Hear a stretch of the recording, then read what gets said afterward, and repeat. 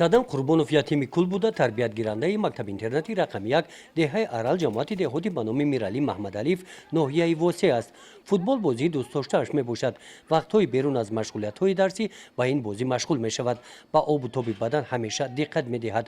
ӯ хуб медонад ки шуғли дар оянда интихоб намудааш аз солимии ҷисмонии ӯ вобастагии калон дорад. ман орзу дорам ки дар оянда чӣ шавам, қушунҳои сарҳадӣ дар амин шаҳри душанбе кор кунам ва фаъолияти худамро гузорам дар ҷумлаи тоҷикистон ва ман хизмат кунам, бояд ватани худро ҳимоя кунам аз душманону ва аз бисёртар аз одамҳои бад. дар ин мактаби интернат ҳамроҳи садам 138 нафар кӯдакони ҳамтақдири ӯ аз шаҳру ноҳияҳои минтақаи Кӯлоб ба таҳсил фаро гирифта шуданд. аз ин шумора 18 нафар духтарон мебошанд. машғулиятҳои дарсӣ аз рӯи барномаи таълимӣ ба роҳ монда шудааст. барои аз худ намудани он кӯдакон душворӣ надоранд. мушкилоти онҳо дар ҳолати равонияшон дида мешавад, мегӯянд муаллимон. ин амри тақдир аст. амри тақдир. мо ӯро гуфта наметонем ки мақсад онҳо хирсанданд ва аз хирсандӣ ба инҷо омадаганд. яъне амри тақдир ки ҳаст, онҳо ҳамин чиз рангие ки маҷбуршудагӣ ворӣ бар ин, лекин ба ин ҳам нигоҳ накарда мо ба онҳо яъне як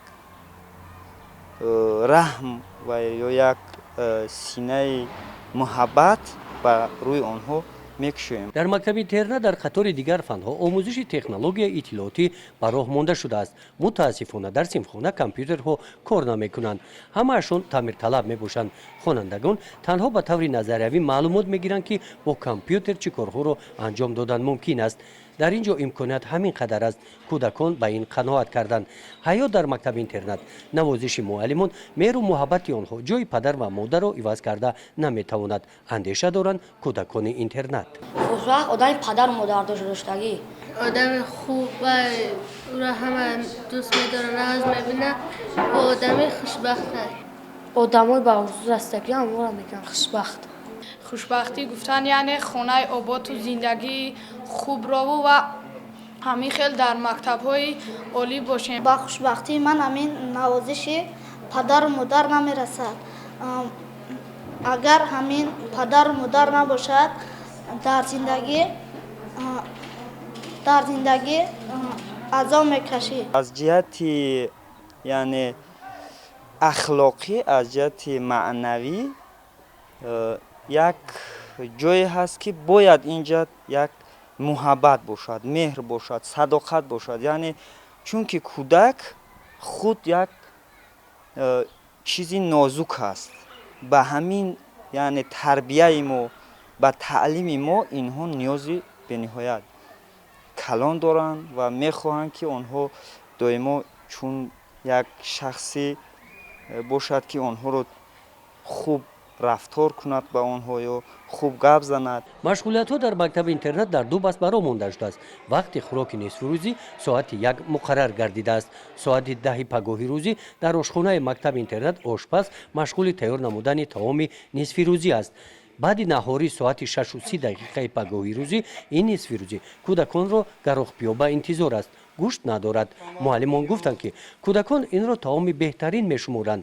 хӯроки нисфирӯзӣ аз як таом ва чой иборат мебошад. тавре огоҳ шудем. дар самти таъмини кӯдакон бо ғизои дуруст мактаб интернати деҳаи арал ба кӯмакҳои хайрхоҳона ниёз дорад. дарохшӯбу мекунем, перловка шавла мекунем, биринҷ шавла мекунем, гречка шавла мекунем. ҷои истироҳату дамгирии кӯдакони мактаб интернат хобгоҳ мебошад. хобгоҳ аз як ошона иборат буда аз таъмири капиталӣ бароварда шудааст. шароитҳои хуб дорад. дар ин ҳуҷра садам ҳамроҳи ҳамсабақонаш 4 нафар зиндагӣ мекунанд. мо дар оила 4 нафар будем. пас аз вафоти модарам 3 нафар бундем ва ба мактаби интернат ворид шудем. додарони ману ду бародарам дар синфи 5 ва дар синфи 8 мехонанд. аз вақте ки ман дар амин интернат омадам, баъд хушбахтиро дидам. вобаста ба вазъи иҷтимоии ин кӯдакон аз ҷониби давлат дастгирӣ карда мешаванд.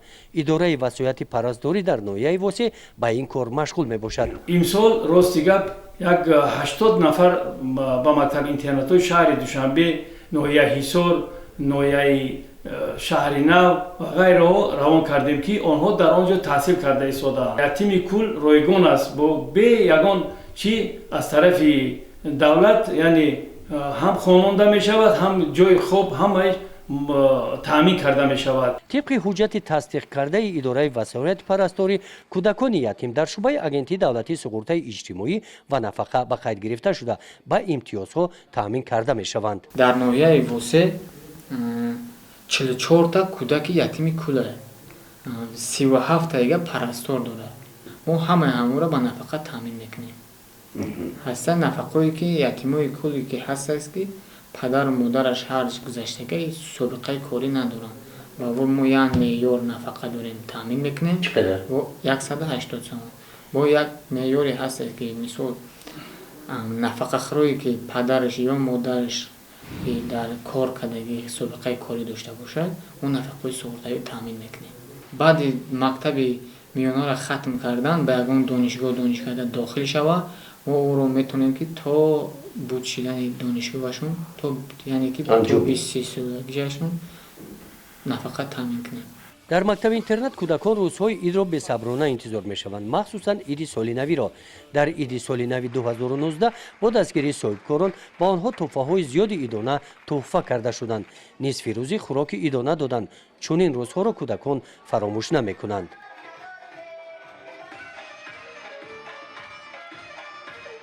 садам мақсад дорад ки баъди анҷоми мактаб интернат таҳсилро идома диҳад. дар оянда шахсе шуда ба камол расад ки манфиаташ ба давлату ҷомеа расад, оилаи солим ташкил намуда фарзандонаш хушбахт бошанд.